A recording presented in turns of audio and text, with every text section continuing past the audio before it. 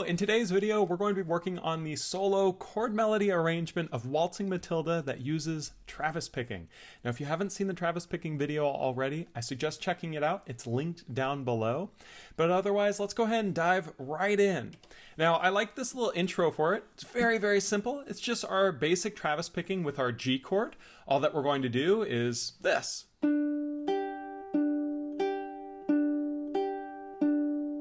Super straightforward, super simple. It's kind of setting the stage of that Travis picking style and sound. From here we go right into the first real melody section, which is going to continue. And you'll notice this is the same thing that we played in the earlier video. That being said, I am going to show you another way to play it with the fretting hand. When I was working this through, I found that there are a few different ways that you can play this with different levels of success depending on what you're comfortable with as an ukulele player. The big thing that I want to teach with this, in addition to Travis picking, is what are called partial bars. And what a partial bar is when your finger is not fretting all of the strings, but rather only some.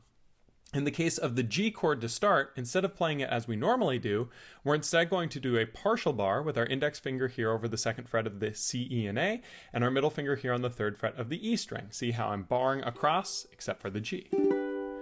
And the second chord, the D chord, instead of playing it with the three fingers, we're going to play it with a partial bar here, with the index finger over the second fret of the G, C, and E, and then coming off on the A string. This is very difficult to do. It doesn't feel very natural. The trick to doing this is make sure that you get really comfortable with where your crease is and kind of locking your E string into that crease, pushing down at that point, and then raising off. It's a little bit like a yoga routine for your fingers, so if you don't get it at first, that's okay. I didn't either, it took some practice, but this song is going to be a really great case study to get comfortable going between these partial bars. So now, with that in mind, let's go ahead and give this a go. We're going to start with that G chord. We're going to pluck the C and A, then the A again, and then the G and A, and then the A again. Move to that D chord with the partial bar, 2-2-2-0. Play the C and A, and the G and A. Move to our E minor, same way we played it in the first video. Open A, 2 on the A with 0 on the G, 3 on the E. Open it up for the C chord, 2 on the E with the index, and 3 on the E with 0 on the G. Going into the next measure here on the G, we're going to go back to that partial bar with the index finger, pluck the C string, then the E and the G together, the A, add the pinky finger here to 5 on the A, go and pluck the C and A together, then play the open G with the A string twice. Going into the final measure here, we're going to play the D chord, take this partial bar and stack it for a complete bar, play the C and A together, the G and A, but when you do the A, you're going to have the third fret here on the A string, then 2 on the A, take that middle off, complete bar, and then here's the trick. You then play the 2 on the C and the open A, so I'm going to kick that off. See how I maintain the contact on the G, C, and E, and I kick off the A string. Now, if this is really tricky for you, it is okay to use this, but I really want you to try to work on this because it'll make the performance go more smoothly.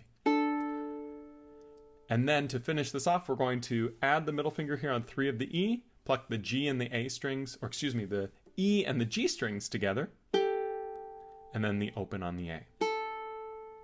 So that whole stretch measures 3, 4, 5, 6. Should sound something like this when played together. Again, it's the same part we played in the earlier video, just fretted a little bit differently.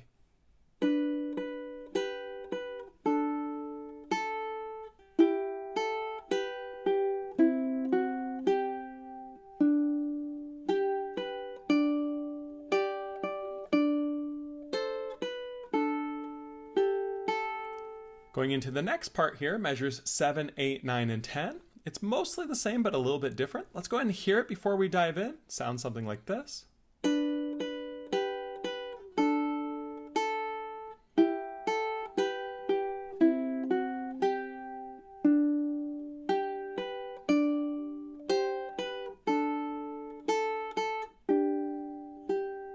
So it starts off exactly the same. Measures 7 and 8 here.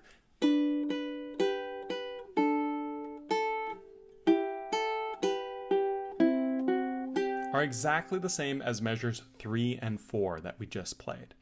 And as we go on to the next measure here on 9, it starts off the same way, same G chord with that partial bar. That part is exactly the same, but instead of playing the 5 on the A a couple more times, it's now going to play 3 on the A. And here's what I like to do. I like to take my pinky off and then move my middle finger here to the 3rd fret of the A string and pluck the G and the A together. Now another way that you can do this is you can collapse that middle finger. Some people are really good at this. To be honest, I'm not great at this. This is something that I've always not really liked the reliance on, if that makes sense. I never felt super confident with it. That's a way that you can do it, but you'll notice when I perform it, I just move that middle finger down to get that 3. And then I play the 2 by taking it off still with that bar. The tricky part, though, is as we go into measure 10, this index finger needs to jump up and off. And this is the hardest part of the song, I think. Because what you have to get practiced with is that jump up with the index finger and leaving that A string open like we did before. Again, if you have to do the 3 finger, it's not the end of the world, but I recommend practicing towards this too. And then to finish that measure, it goes with the 2 on the C, 0 on the A, the G and A together, A string again, and then you go back to your G, the partial bar from here to here, 2 and 3, and pluck the C and E, then the open G. This is a tricky part for sure. It sounds something like this when you play it together though.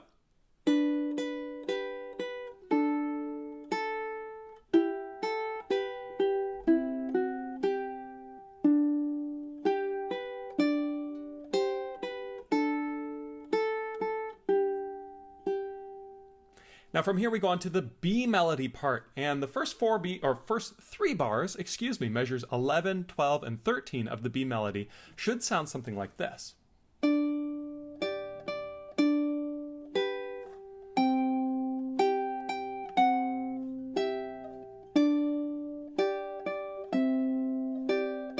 To be honest, this is my favorite part to play. I just like going up the neck, and I like using the open strings. I think it sounds really full and nice. To start, we're going to play the same G chord, but we're going to add the 5th fret here with the pinky on the A string, pluck the C and A together, then the A and the G, A by itself, C and A, and then play the A with 2. So you take that pinky off. If you've got that bar there, that 2 is already covered. Play that with the G. Then we're going to go up to a different C chord. It's really actually very simple. Just take your pinky, stretch it all the way up to fret 10. Play the C string open with that 10. Then the open G with that 10. 10 on by itself. Now take that pinky, slide it down 1 to 9. Play that with the open C. A little bit of tension there. That's normal. It sounds better in motion than when you're statically playing it like this. Then we move it down again to 7 and play that with the open G. So that little part, good pinky exercise. And then we go back down to that G that we were just playing. Index finger here on 2, barred. Middle finger here on 3. Leave the pinky here on 5. Play the C and A together. G and A by itself. And then move up to 7. Take off the other finger, so open on the C with that 7. And then you slide it back down to the 5 with the pinky. Play that with the open G. Followed by the 5 on the A one more time. So these 3 measures are kind of difficult, but also kind of straightforward. I think they're much easier to play than some of the earlier parts because you're really just playing, from here up to here and just kind of hiking back down. Should sound something like this.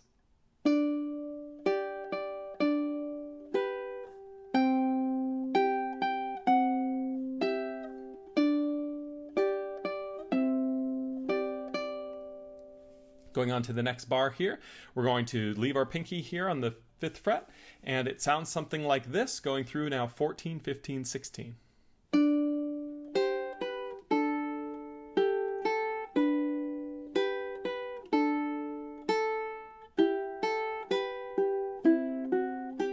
You'll notice this should be very familiar because, well, it is. Measures 14, 15, and 16 play a lot like measures 6, 7, and 8 because they are actually the same thing with one very, very small change.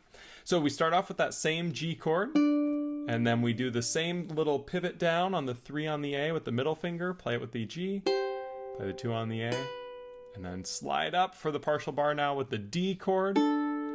Add the middle finger here on 3 of the E, 2 on the G, and then open A. So that is exactly the same as measure 6 was. Now as we go on to measure 15, it's going to be exactly the same as 7 except for one difference. Can you spot it?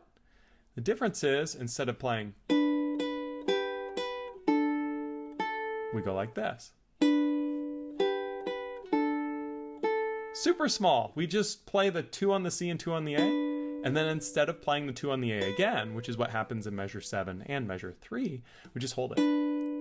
And then everything else is by the book the same. Kind of neat. As we go into 16, you'll notice that is exactly the same as measure 4 and 8 was. That same E minor to C sequence. Kind of neat. So 14, 15, and 16, pretty much the same as 6, 7, 8, except one less note. And it should sound something like this.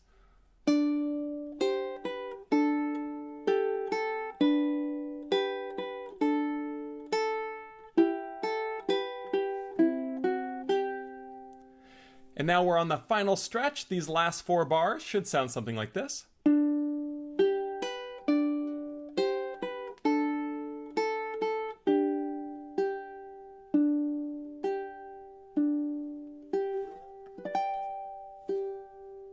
And how we play this is actually pretty simple. We're going to start here with measure 17, and you'll notice measure 17 is exactly the same as what we played on measure 9. Exactly the same part. Exactly the same, and conveniently enough, measure 18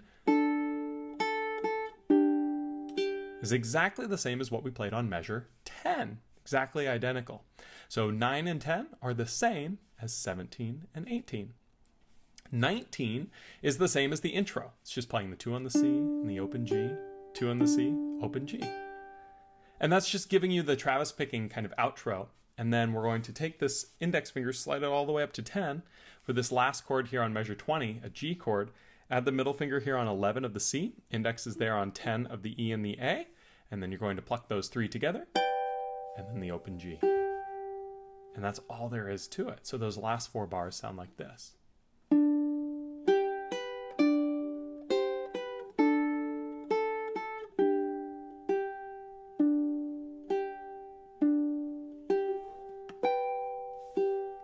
And so that outro just uses some of the Travis picking in the same way that the intro used some of the Travis picking, just to kind of set the stage for when you're playing this.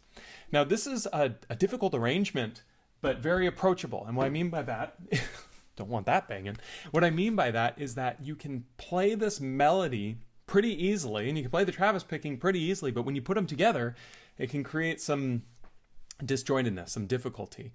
Using these partial bars, I think, is the best way to make sure that you're always kind of in the right place. It's just a little tricky to get those partial bars really comfortable. It's like yoga for your fingers. So best of luck. If you have any questions, feel free to leave a comment down below. Thank you all so much. I can't wait to see what you decide on for next month's tutorial. Thanks again.